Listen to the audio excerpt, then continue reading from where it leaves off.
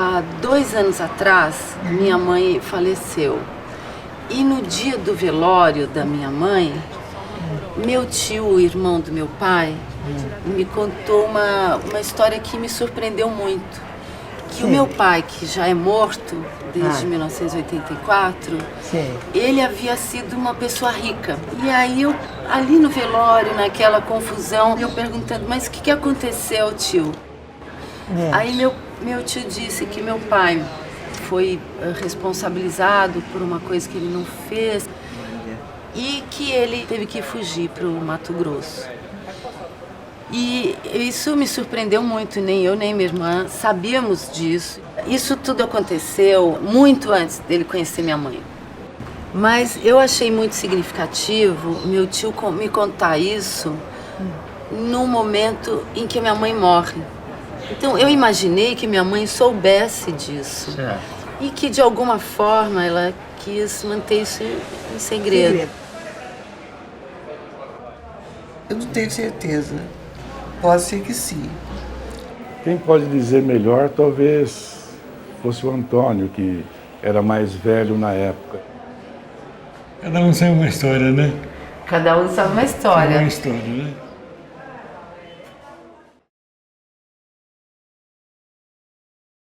O segredo é que ele foi rico e foi para a Amazônia, é isso o segredo? O segredo é que ele ganhou muito dinheiro, que ele teve algum problema, que teve que ir fugido para o Mato Grosso. O que é? Qual é o fundo dessa história que vai mover você atrás dessa história? O que te instigou? Eu quero lançar luz nesse episódio e digamos que ao mesmo tempo eu queira resgatar essa imagem do meu pai. Porque meu pai contava muitas histórias, mas ele não contava muito a sua história. Ele contava, por exemplo, fábulas do Mato Grosso. A gente sabia que ele tinha vivido no Mato Grosso, mas tudo era muito encantador, mítico, eram histórias de caça, e ele foi, ele isso, ele aquilo. Ninguém nunca se perguntou por que ele foi ao Mato Grosso. Mas, ao mesmo tempo, eu sentia que tinha uma tristeza no meu pai. E uma tristeza que eu não suportava e que eu não entendia.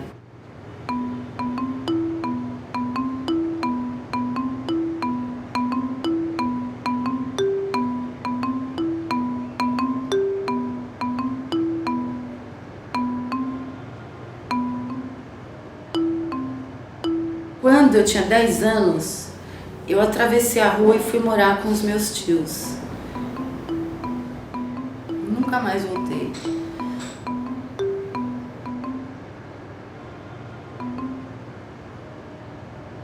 Falar sobre o Joaquim é falar de um coração, né? Você sabe disso. E eu sempre me apeguei muito a ele. Era o meu irmão mais velho e aquele que sempre me apoiou em tudo, né? Eu era assim fã dele, né? Porque ele era o mais velho, eu era a quarta. Quer dizer, então ele era outro pai para mim, né? Se ele pudesse tirar a roupa do corpo para dar para um amigo, ele tirava. Né? De tão bom, não é de uma ingenuidade fora de série. Fora de série mesmo. Ingênuo ao extremo. Aqui está o Joaquim, né? Capitão do time de basquete. Esse era o time que ele jogava. Aliás, ele era um esportista assim, excepcional, como eu te disse. Né? Tudo que ele fazia bem feito. E aqui tio Jaime. Todo ano o Joaquim alugava uma casa em Santos, todo ano.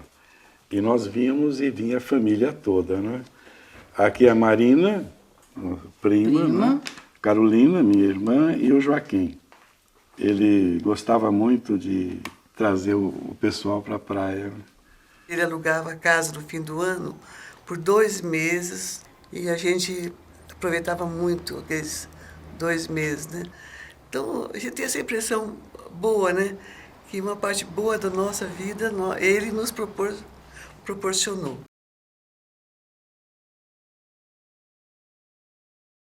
Ele era muito atirado. Apesar de ser um menino, jovem demais, ele era muito atirado. Foi trabalhar com um primo da mamãe. Lá em Lins. Lá em Lins. Foi trabalhar lá. Ele era um corretor e era depositário do governo estadual. O que quer dizer depositário? O governo apreendia uma partilha de café ele tinha que dar conta de tomar conta. Uma partida de feijão, ele era de algum depositário. Tinha, que era o responsável, né, pelaquela guarda. E de lá ele montou um salão de engraxate. Quem, meu pai? Teu pai. Tinha 4 cadeiras. Então essa é uma passagem da meninice dele, né? Que ele tinha meninice? É o que? 14, 15? 15 anos, 14 para 15 anos para 16 anos. Gente, mas com 15 anos ele trabalhou já. Trabalhou com Eu outro? comecei a trabalhar com 12.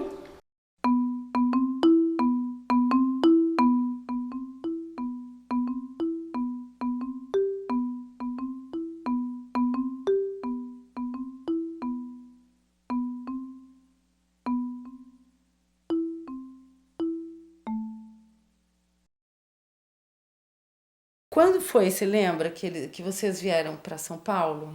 Olha, se não me falha a memória, é 1940. Você tinha quantos anos? Eu devia ter de 34 para 40, 6 para 7 anos. Minha mãe mudou-se para São Paulo, meu pai ficou em Lins, né? E ela praticamente criou a família toda aqui em São Paulo, sozinha, né? Com a ajuda do Joaquim, que já era grandinho, mocinho, já trabalhava. Mas minha mãe lecionou em São Paulo por pouco tempo. Nós viemos em 41, eu tinha 10 anos. 41. O Joaquim devia ter uns 17 ou 18 anos, né? Ele tinha vindo antes. Então arrumou uma casa boa para nós morarmos, né? Uma casa, um sobrado, muito gostoso, uma vila. E aqui em São Paulo ele progrediu muito, né? Como eu já disse para você, uma ocasião saiu uma notícia falando do rei do Carimã, que era o Joaquim, que exportava um produto pouco usado aqui no Brasil, que é aquela pelugem no caroço do algodão, que normalmente o caroço ia para as prensas de óleo, né, de algodão, mas aquela penugem que ficava, ela era retirada e se formava um resto, vamos supor, de algodão sem muita qualidade para fazer estofamentos. E a indústria automobilística estava começando, então havia uma procura muito grande desse produto e o Joaquim investiu muito nisso, não é? E eu não me lembro muita coisa sobre o que ele fez, o trabalho dele. Eu sei que ele viajou muito antes de se casar, passou um tempo em Mato Grosso. No Mato Grosso. Bastante tempo. Porque a história surpreendente que o tio Jaime me contou é que o meu pai teve muito dinheiro. E eu conheci meu pai, não tinha, né, dinheiro. E aí o tio Jaime falou, não, ele ganhou muito dinheiro vendendo algodão. Você lembra dessa história? Eu lembro que ele trabalhou com uma firma que trabalhava com algodão. E parece que até exportava algodão. Agora, eu não sei se aí é que houve algum problema muito grande e Joaquim sofreu muito por causa disso. Teve até que sair de São Paulo por causa disso. Eles puseram Joaquim como testa de ferro de algum negócio, né? E ele, enfim, levou a culpa de uma coisa que ele não tinha, né? Joaquim teve algum problema por ter assumido a responsabilidade de um determinado lote, vamos supor, de algodão exportado, e com a queda do preço do algodão lá fora, ele se envolveu numa espécie assim de assumir a responsabilidade por aquilo, e o escritório Artigas não é? A minha surpresa, quando o tio Jaime contou essa história com tintas mais enfáticas do que ele fez nessa entrevista, é que me passou pela cabeça, eu vou fazer um filme para limpar o nome do meu pai. Entende? Teve esse input inicial, que é claro que eu esqueci depois. Mas que está atuando. Que está atuando. Foi no escritório do Luiz Artigas, um escritório de corretagem, né? Mas ele tinha fregueses certo para fornecer na bolsa, e ele lá era corretor de bolsa de mercadoria. Não é? Naquele tempo tinha, na rua, ele era na rua de Bagaró. E o meu pai trabalhava para ele? Não trabalhava, seu pai não era empregado de ninguém. Seu pai fazia parte do escritório. Mas ele não era sócio, ele tinha... Não, participação. Todo negócio que fazia, ele tinha a comissão dele. Ah, entendi. Não era assalariado. Né? Eu sempre fui assalariado, Joaquim nunca quis ser. Quando fechou o escritório Artigas, ele foi trabalhar com o Valdemar Ferreira no escritório do prédio Martinelli. Escritório de quê? Que não era o escritório, aquelas pessoas que usavam o escritório Artigas, como fechou, compraram um conjunto no prédio Martinelli. E Joaquim ficou lá. Aí Joaquim começou a negociar com o senhor de Carimã, e negociar com borracha. Aí começou a tragédia. Por quê? A tragédia, porque daí ele queria negociar, queria fazer acontecer e tal. Foi aí que ele teve um tropeço, porque ele comprou uma coisa que não podia entregar, não tinha para quem entregar. Não tinha para quem entregar? Não tinha. Ninguém queria comprar. Ele antecipou previsão de lucro e não teve. O que aconteceu com ele? Ele não recebeu nada e não vendeu nada, mas pagou. Ele pagou uma parte com cheque sem fundo. Deixa eu entender. Aí começou. Pagou, o homem não recebeu. Nessa época eu consultei um advogado, e Juvenal Bonilha de Toledo, também primo da mamãe. Ele falou, não tem jeito, Antônio, dá um sumiço nele. Foi quando eu mandei ele para Mato Grosso. Você que mandou ele para Mato Grosso? Nessa casa desse amigo meu, não é? Eu não consigo entender essa história exatamente, o que aconteceu. Você esperava muito desse tio Antônio em relação à questão do teu pai, você entende? Quer dizer, eu não sabia, o tio Jaime contou, eu não sabia. Então é isso que ficou para você como o problema que motivou esse filme, quer dizer, essa vontade de saber. Isso te resolve? Essa visão que você tem do seu pai como pessoa que sofre, você sai de casa aos 10 anos, essa imagem que você tem, eu me pergunto se isso não é o problema central. A questão, por exemplo, esse sofrimento você não entende. Você não encontra...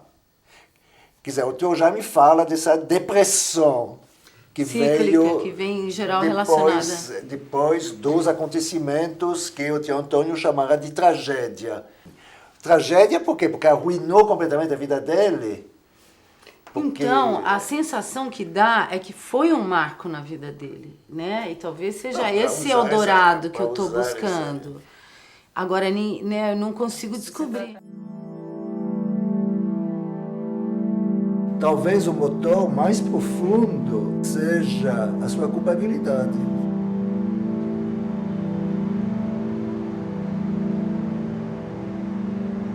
E andar pelo viaduto do Chá com o Joaquim é parar de 10 em 10 metros, porque ele ia sempre encontrando pessoas que ele conhecia, não é? Ou que trabalhavam no mercado de importação, exportação ou em outras atividades do Joaquim, não é? Me parece que entre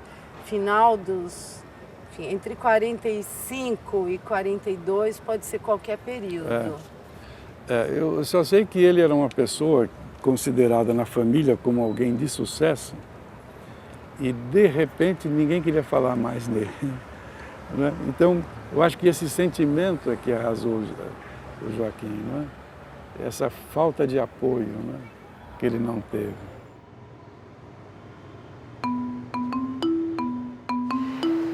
E a frase que está perdida aí no tio Antônio? Qual é a frase? Ninguém ajudou Joaquim.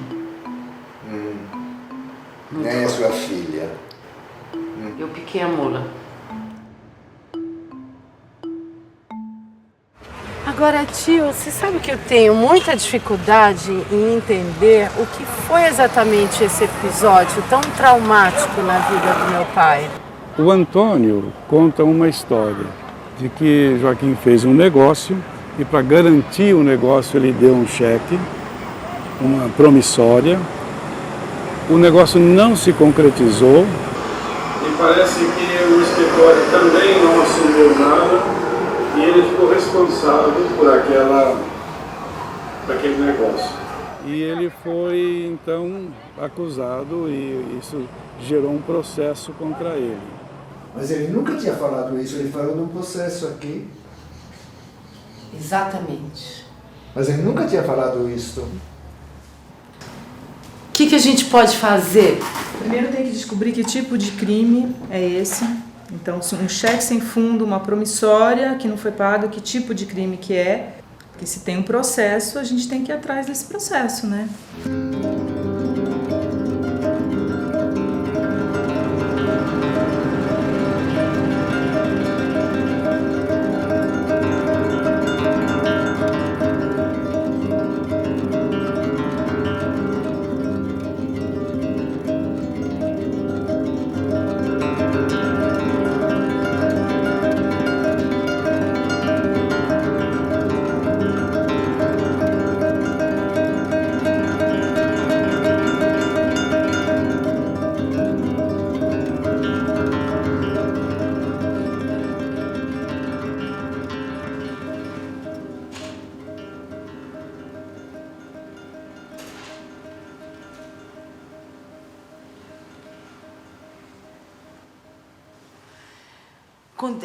A condenação foi 2 de dezembro de 52. Então houve uma condenação. Isso é onde vocês acharam?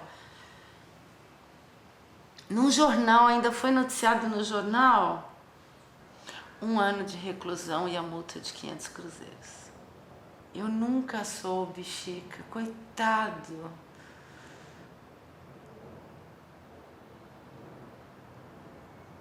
Nunca soube, nunca soube. Saiu no jornal?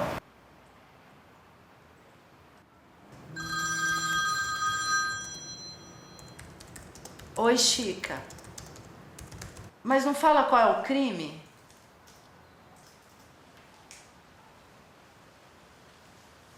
Por estelionato.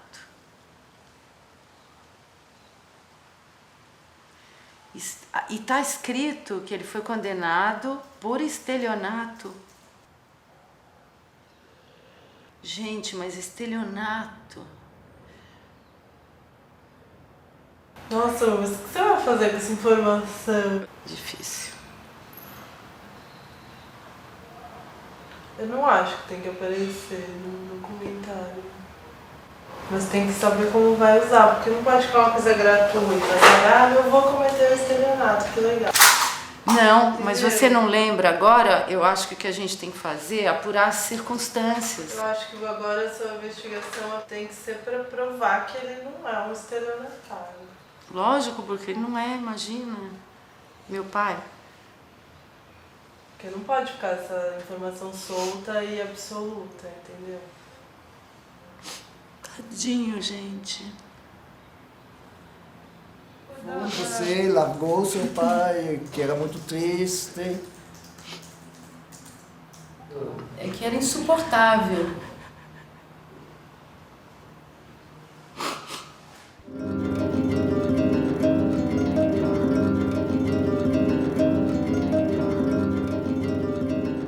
Então agora eu tenho 1 ano, tenho uma data, tenho um juiz, tenho uma vara e espero ter o processo. Eu acho que é uma chave. Você ainda vai procurar o processo? Vou procurar o processo. Pode ser que a gente não tenha processo, pode ser que ele tenha se perdido, pode ser que ele tenha se incinerado, que ele tenha, enfim. É muito importante para mim encontrar esse processo, porque eu não sei. Eu gostaria de saber o que ele fez para ser processado. Ele meteu os pés pelas mãos. Eu acho que esse processo seja a gênese desse sofrimento que eu percebia no meu pai.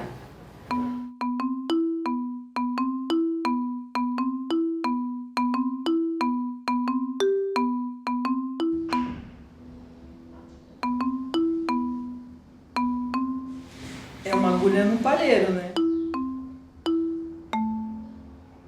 Oi, doutor Pedro. Sem desculpa a demora. processo, o que acontece com você? Tá buscando o processo judicial do meu avô, né?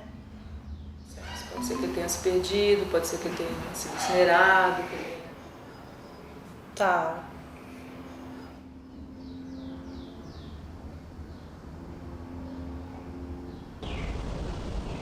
Criminoso. Você é um criminoso. Você é um foragido. Conectado, né? À esquerda, né? Isso, Eloá. E vai entrar na Borges. Aqui, nessa aqui, ó. Esta é a Borges. Então é Pode isso aí. entrar aqui.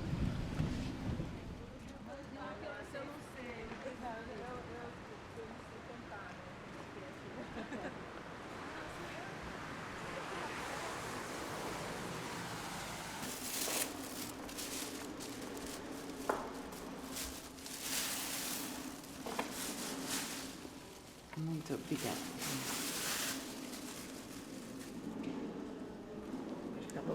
Tá, obrigada. Ai.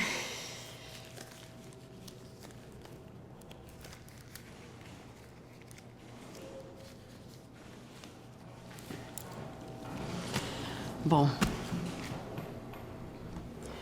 Williamson Produtos e Companhia Limitada, sociedade comercial estabelecida nesta capital de São Paulo. A requerente vendeu a Joaquim Pisa de Souza Amaral, corretor maior brasileiro, mercadorias no valor de 28.073 cruzeiros e 40 centavos, emitindo para esse fim duplicata regularmente aceita. Então, portanto, temos uma duplicata emitida em 21 de fevereiro de 49, que meu pai não pagou. Em 3 de maio de 49, ele deu um cheque sem fundo para quitar a duplicata. E esse cheque sem fundo foi parar na Secretaria de Segurança Pública, Departamento de Investigações. Eis o cheque. Tratam esses autos de inquérito policial de um estelionato praticado por Joaquim Pisa de Souza Amaral, que a origem do cheque foi uma venda de mercadorias denominada Carimã. Este cheque foi dado em confiança ao depoente para que este, recebendo a importância... Bom, aqui meu pai foi depor. Qual o seu nome? Joaquim Pisa de Souza Amaral. De onde é natural? Respondeu ser de Lim, em São Paulo. Qual o seu estado civil? Respondeu ser solteiro. Qual sua idade? Respondeu ter 24 anos. Quais são seus meios de vida? Respondeu o seu trabalho. E quanto à imputação, tem a explicar o seguinte: ele, acusado, comprou da firma Williamson mercadorias no valor de 28.076 cruzeiros e 40 centavos, tendo assinado a respectiva duplicata, que no vencimento, como ele acusado, não tivesse numerário suficiente para resgatar estas duplicatas, vendeu a Rafael e Companhia mercadorias no valor de 30.000 cruzeiros, que a firma Rafael e Companhia ficou de fazer o depósito no Banco Bandeirante desta praça. Mas como Rafael e Companhia não efetivasse tal depósito, ele, acusado, foi procurado em seu escritório por Antônio Miguel Monteiro, que disso o cientificou. Antônio Miguel Monteiro, com surpresa para ele, acusado, levou o cheque a protesto e daí nasceu esse processo. Meu olho começou a tremer.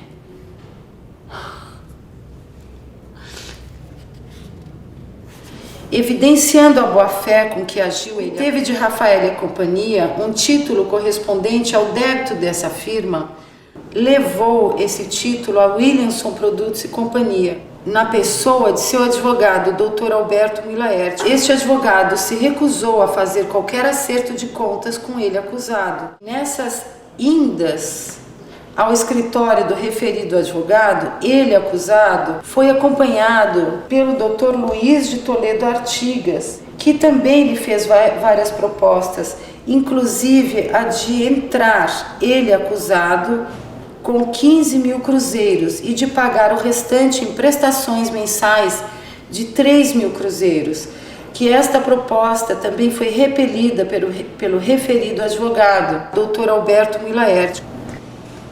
Porque é quase uma loucura, não é? Assim, os caras não querem reaver o dinheiro. O Williamson não quis negociar, dá para entender o que é isso. Que louco, né? São Paulo, 18 de janeiro de 1951. Meritíssimo juiz, ao aceitarmos a responsabilidade da defesa de Joaquim Pisa de Souza Amaral, fizemo-lo com a firme convicção de que ele era inocente. As provas do processo vieram corroborar plenamente. Não ficou caracterizado o crime capitulado no artigo 171, parágrafo 2, inexistiu da parte dele intenção dolosa, elemento sem o qual é absurdo falar-se em crime. O cheque foi entregue em confiança, tanto que não foi dada a quitação da dívida.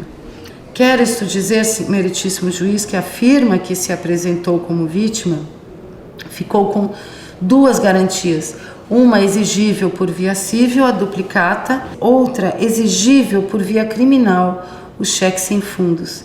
Estando suficientemente provadas as alegações da defesa, o acusado pede e espera seja absolvido como medida da mais alta justiça.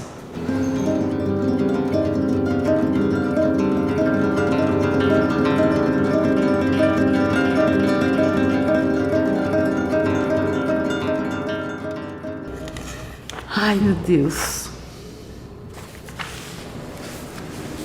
Então, eis a condenação. Julgo procedente a denúncia para condenar Joaquim Pisa de Souza Amaral a 1 ano de reclusão e ao pagamento de 500 cruzeiros de multa. O senhor escrivão lance o nome do réu no rol dos culpados e contra eles peça os necessários mandatos de prisão.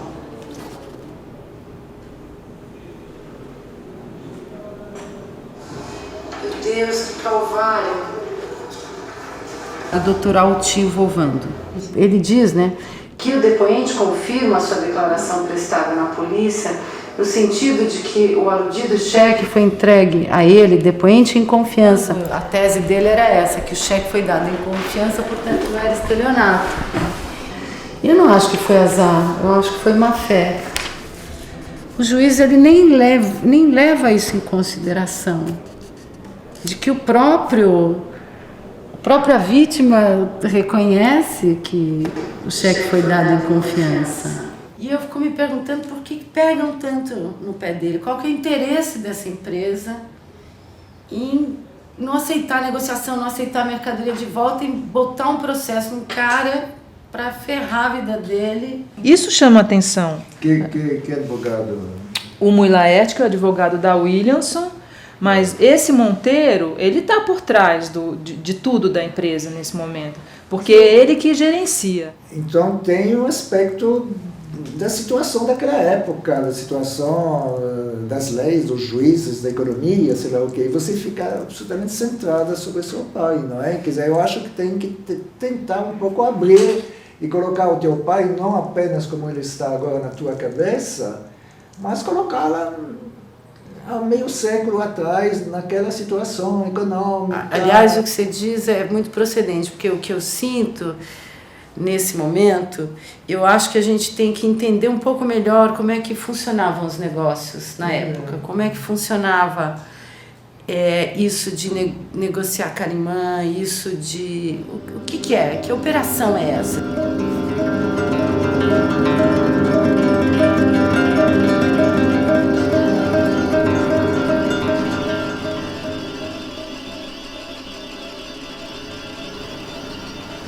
Mano, você não vai acreditar. Falamos com o Plínio Penteado, que é um cara que trabalha na bolsa, nessa área de algodão. E o melhor de tudo é que ele conhece um cara que foi corretor de algodão, João Batista Esponza, que conheceu o vô. Não acredito. Na época que eles trabalhavam juntos.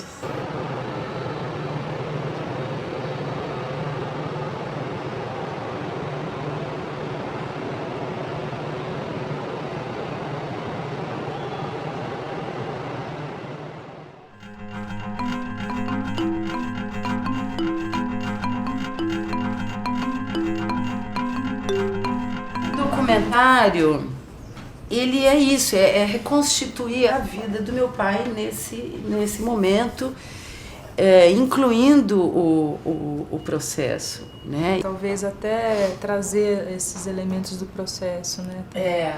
Para tentar entender com a ajuda de vocês o que seria esse trabalho, o que será que aconteceu, enfim, algumas suposições. Eu acho que, infelizmente, você se atrasou 15 dias.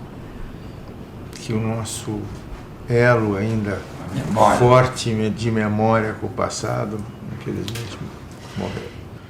Agora, ele faleceu quando? Quinta-feira. Quinta passada. Uma semana. Na quarta-feira, Senhor João Batista Silveira Esponso. O senhor João Batista chegou a comentar com o senhor que conheceu meu pai?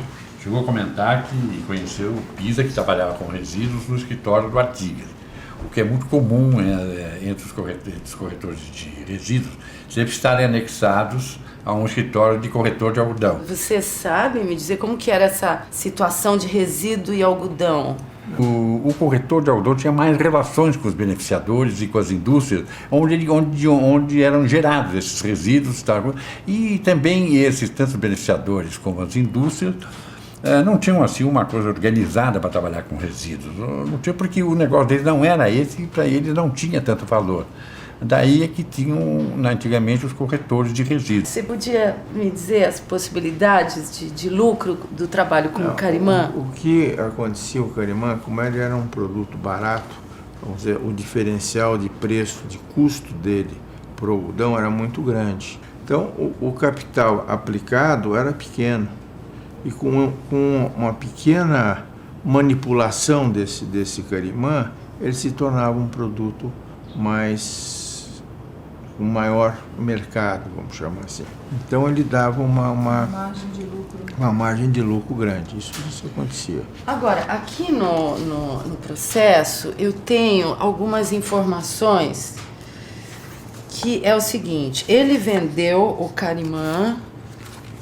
Ele compra. Ele compra. Williamson, ele compra. Da Williamson. E ele assina uma duplicata. Eu vou passar aqui para vocês, é 28.076 e 40. Está vendo? A data é 24 de janeiro de 49 e o vencimento é fevereiro, 21 de fevereiro, quer dizer, menos de um mês. Agora, essa mecânica, ela faz parte do trabalho do corretor, por exemplo. Existia a empresa Williamson, ele chegou lá, comprou o carimã da Williamson, aceitou via duplicata e ele aí é comerciante. é um comerciante. Aí é um comerciante. Tá. Me parece, talvez, eu estou intuindo, que ele era corretor de resíduos e um dia falou, não, eu vou fazer uma tentativa, e via as margens de lucro que os comerciantes tinham, falou, bom, deixa eu pegar uma beirada nisso. E geralmente corretor, que quando começa a comercializar, tem alguns que não dão certo, é comum. Pensando no aspecto econômico, prático, é muito melhor você ter um dinheiro parcelado do que você não ter e ter um processo, né? Que negociante é esse também, essa Williamson? Mas essas firmas, as firmas americanas naquela época, principalmente, eram assim de uma falta de flexibilidade total. Eles mandavam para cá uns gerentes com pouca autonomia e eles tinham que executar. E é um negócio que é um comércio, que existia uma mercadoria, existia alguma coisa que eles deviam ter ajeitado, né? Consertado, que não foi de uma intransigência. Agora, a hipótese do Plínio, porque o Pisa tem um nome, Toledo Pisa, ligado a latifundiários, e o Artigas também. Então o cara podia estar sedento de alguma coisa. Ele não sabe que não tem bens. Ele pode estar sendo tão duro porque ele fala, bom, por que esses caras que têm tanto dinheiro não querem me dar dinheiro? Né? Porque é uma família de... Tem um relacionamento social que ele pode conseguir o dinheiro com um parente, um amigo, alguma coisa, né? Isso é...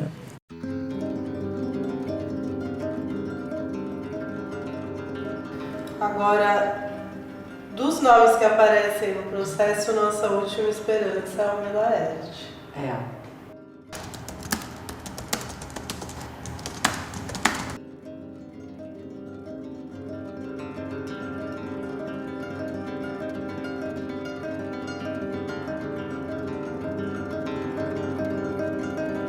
Caru, encontramos.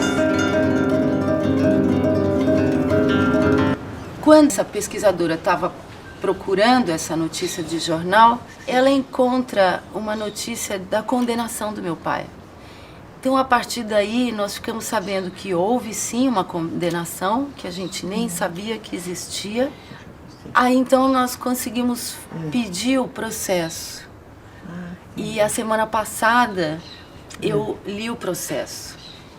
E aí nós escaneamos o processo, ele está aqui, eu vou mostrar para vocês.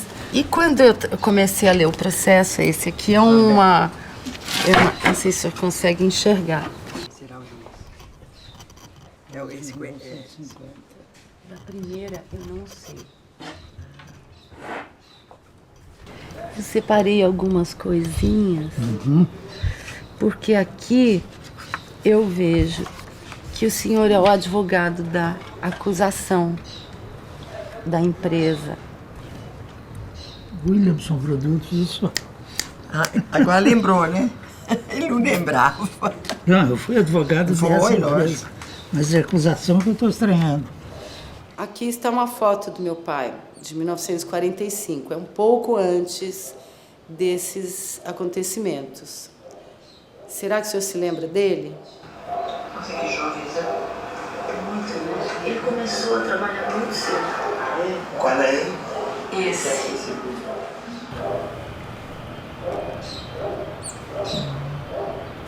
Ou a memória está muito desgastada, que eu realmente não me lembro. Porque a fisionomia ajuda muito a gente a se lembrar, não? É. Mas não tenho nenhuma ideia, não. Agora, sobre essa empresa, o que o senhor poderia me dizer, assim, como era essa empresa? Era uma empresa do sul dos Estados Unidos que tinha um representante aqui, que era o Charles St. Martin. Eu era advogado da empresa e especificamente desse caso não me lembro. E uma coisa que lendo o processo me chamava a atenção e que eu estou buscando esclarecer é por que essa intransigência por parte dessa firma.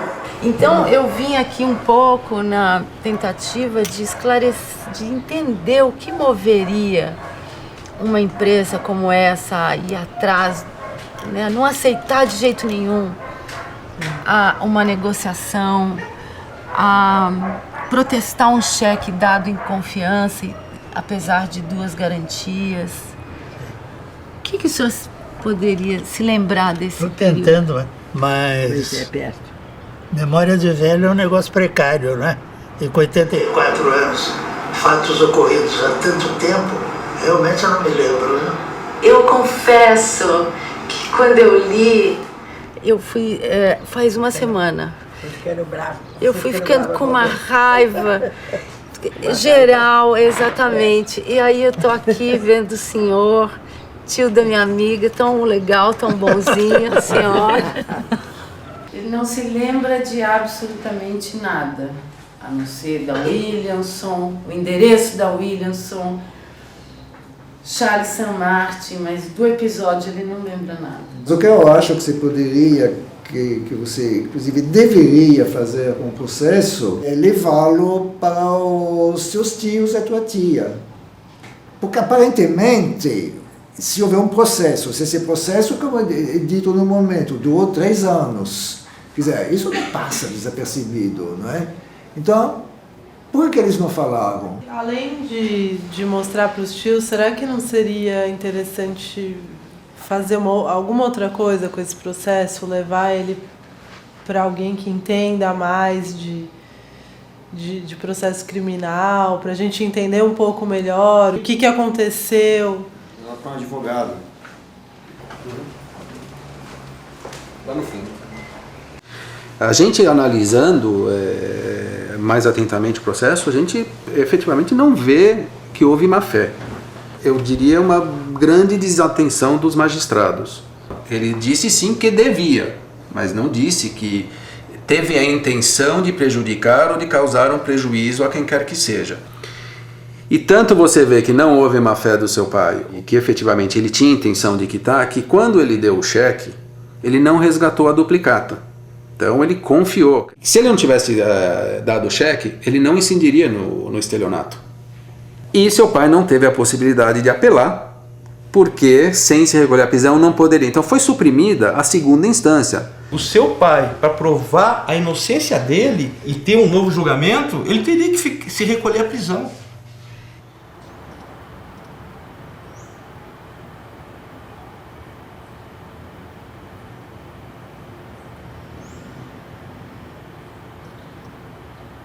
Ver meu pai sofrendo era uma coisa horrível para mim. O rei de Carimã. Eu não consigo ver esse rei. Eu não consigo. Um episódio desse acho que abala não só a pessoa, mas toda a família, né? As consequências vão longe. Eu não precisava ter falado, né? Essa coisa aqui, né? Isso é uma coisa que aconteceu, eu não precisava ter dito, né? Porque foi uma única coisa que ele errou. Mas eu sei, mas o pior de tudo é que eu fui atrás, porque eu falei, eu quero limpar o nome do meu pai. Mas nunca foi sujo. Eu achei o processo, tio. É por isso que eu vim aqui hoje, para te mostrar. Aqui, ele foi condenado. E eu já dei para um advogado analisar, e o advogado acha que teve falhas, porque no próprio processo está provado que ele não foi. De má fé. Ele não agiu de má fé.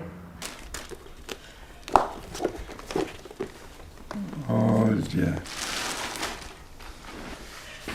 Bem que você falou. Esse foi o processo contra o meu pai. Esse daqui? Ele existiu. E você leu? Inteiro. Sei. Nos mínimos detalhes. Isso ilustra bem a aflição do Joaquim, que ele ficou realmente muito aflito, não é? E ele era uma pessoa muito certa. Ele, em negócios e tudo mais, era muito honesto, não é? E eu posso imaginar o que ele passou, não é? Uma empresa dessa, com esse poderio, o Brasil inteiro se abrindo para o capital norte-americano. Vai meu pai lá, bobo, né? Fazendo... Ingênuo, exatamente. Uma empresa chamada Williamson Produtos Companhia Limitada. Você lembra esse nome? Lembro. E você lembra que era contra eles, que eles abriram um processo? Não sabia desse processo, eu não sabia. Eu sabia que ele estava sendo procurado só. Mas que já havia aberto inquérito, eu não sabia. É um processo que começou em 49 e terminou em 52, que acho que foi quando ele foi para Barra do Bugre, quando você mandou ele para Barra do Bugre. Terminou?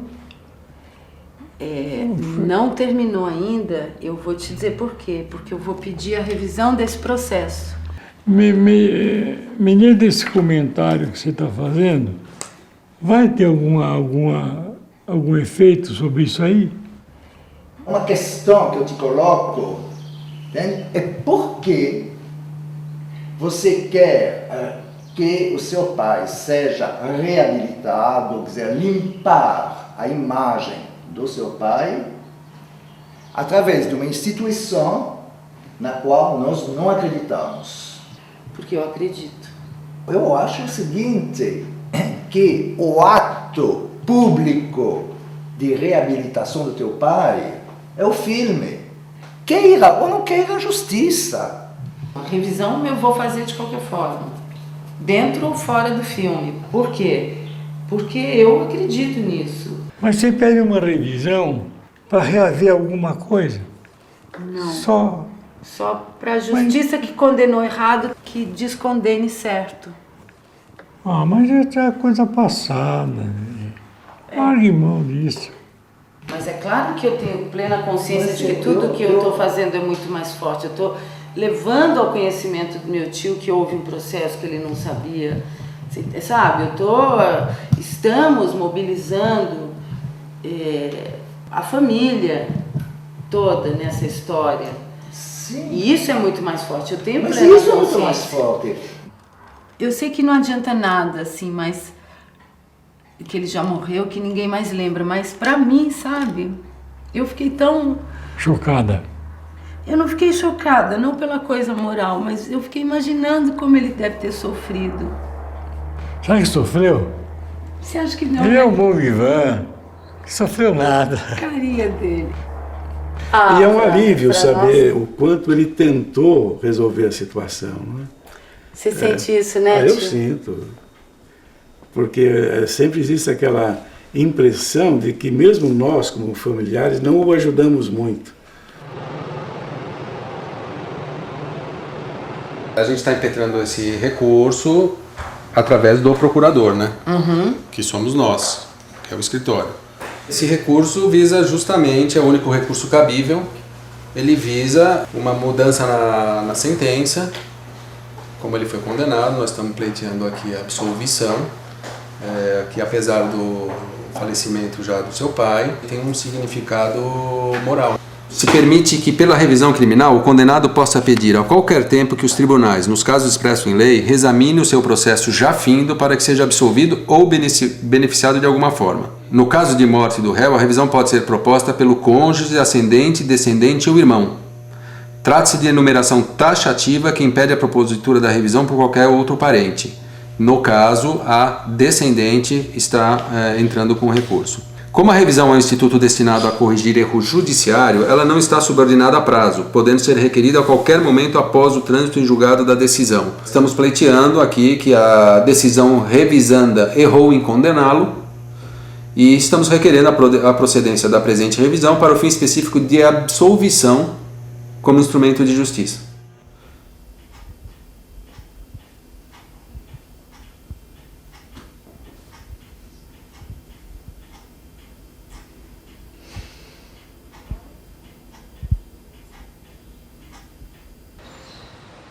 Sabe Deus se não acontece isso, acontece outra coisa. É bem isso, talvez você não estivesse aqui hoje.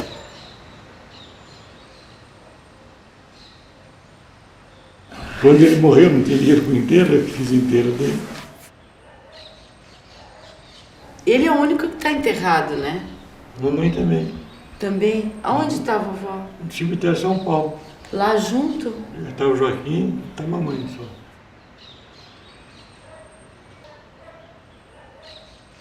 Ele queria muito ser enterrado junto com a minha mãe. Ah, meu pai disse isso? Então enterramos o Joaquim e aí na cabeceira pusemos a urna da mamãe. Eu acho que eu não fui no enterro do meu pai, eu não lembro. Não, acho que eu estava muito triste, eu não quis nem ir. Não. Eu lembro vagamente do velório. Eu vou lá visitar então. Você sabe onde é? Mas eu acho, né? A primeira rua que vira pro lado da capela, ali é o túmulo dele. É o túmulo, tá. Eu tenho noção da rua direta. Sai direto do portão, não vira rua nenhuma. Sai direto do portão, sobe direto nele. Eu nunca fui lá mais.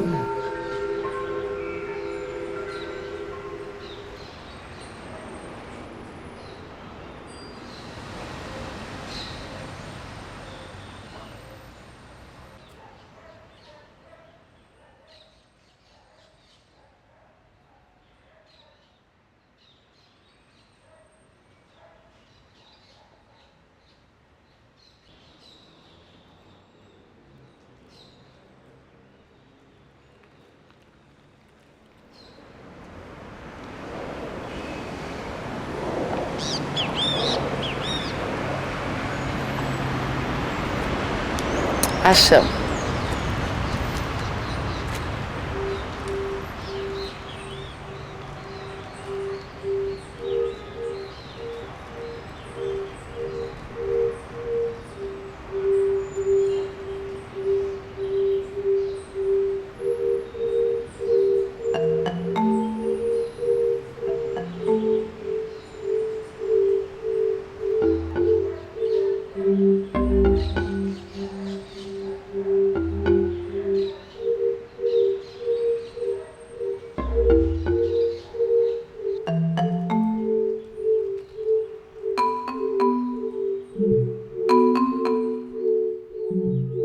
Obrigada.